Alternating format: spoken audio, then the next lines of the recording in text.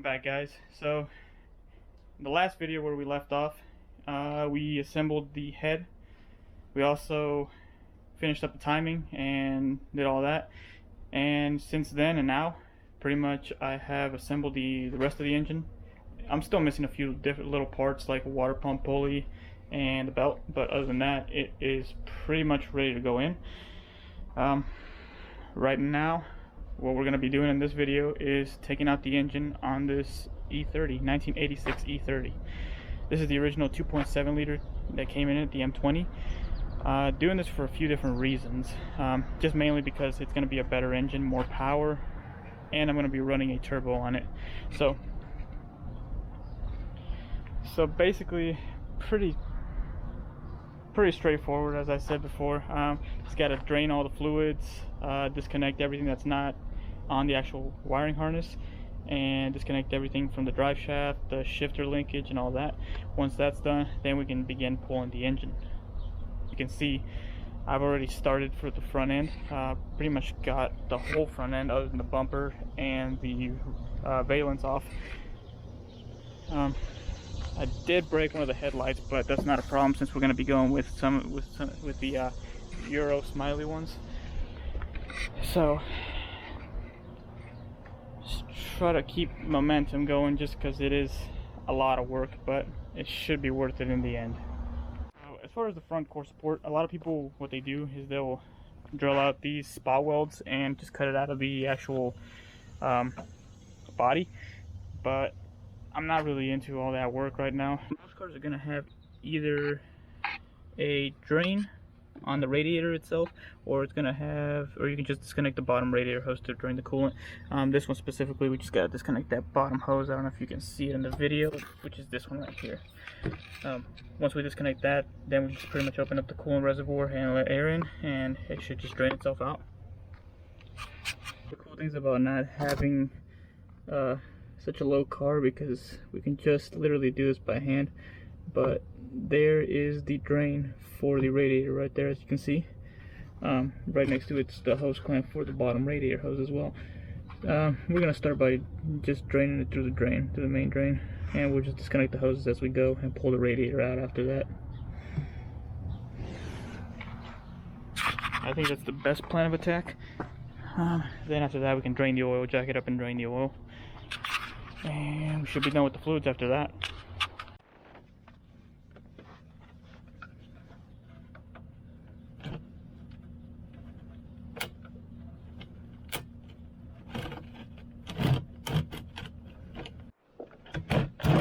Another thing to keep in mind is just, if you have just driven the car, it's probably going to be hot. In this case, it's not going to be hot because we haven't been driving it, and it should just drain like that.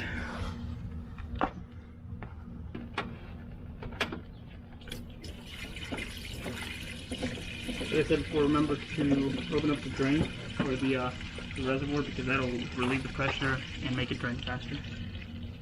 Drain the rest of that crap out of there. Coolant looks pretty clean, so that's always a good sign. Doesn't really matter though. Most of the cooling system is going to be replaced. Actually, pretty much all the cooling system is going to be replaced. So, should be in good shape though. I guess the cool thing about working on these old cars though is that everything just comes off literally in minutes. I mean, the radiator is pretty much almost set to go. Just got to remove the hoses, upper, lower, and then a few electrical connectors that are already pulled out over here, unbolted from the chassis, and you should be able to just pull it out. In a lot of new cars you have to literally jump through hoops to get a radiator out, but pretty nice, gotta say, pretty nice.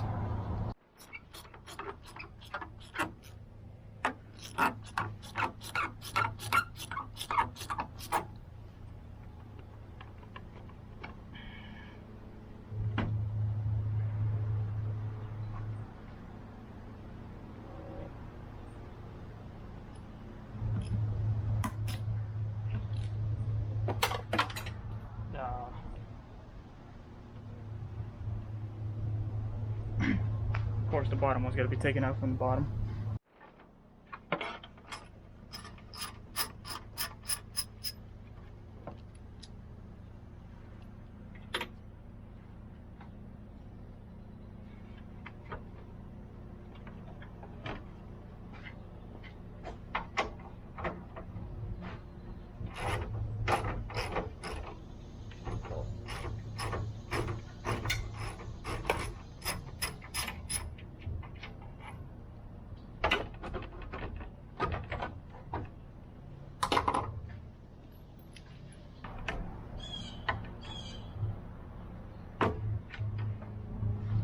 Clips are kind of a pain in the ass, but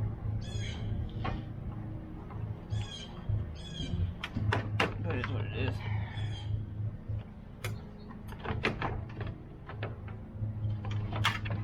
And just like that. Oh, making a mess.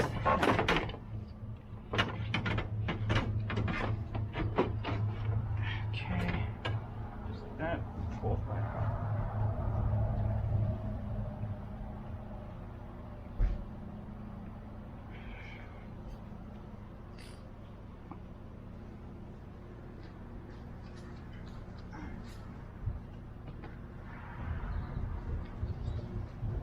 In the 24 valve swap, you can reuse the same radiator, but I'm not going to. I'm just going to use an E36 one. I think they cool a lot better. They're just a lot better built when they're the full aluminum ones. So, I ended up pulling up the radiator hoses, but I completely forgot about the reservoir and made a huge mess down here. Oh well. So, got pretty much this side cleaned up. Just need just about everything else now. So let's get to it. Now we need to remove the ECU from the DME from the car, since we're not going to be using either the DME or the wiring harness, so all that can get pulled out. So basically what we have to do is remove this panel right here. It's just held in by a couple screws, and then there's two wires that hold on to it. I have to remove those off camera, but once that's done, then we can remove these bolts that are just holding the DME in, and then there's this tab that'll push right here like that, and it'll release the connector. It's pretty easy. Shit, did it by hand, but we'll just remove the DME anyways. And once that's done, we can just pull the entire wiring harness through this hole in the engine bay, through the hole right here, and that should be the last of the wiring. Previously, that little hole right there that's in the firewall, all you have to do is just feed it through, disconnect it from right here, and also this little box, which I'm not 100% sure what it does, but I'll probably figure it out to see if it's important or not. And yeah, just push it right through that hole and pull it right out the other side.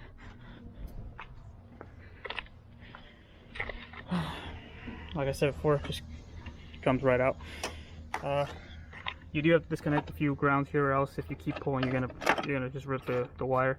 Not too important since we're not really using it, but I'd like to at least keep the chassis harness, or I'd like to keep the wiring harness intact, just in case I resell it or I decide to do something with this engine in the future. Another side note: make sure to disconnect the chassis harness from the wiring harness right here. Just twists off.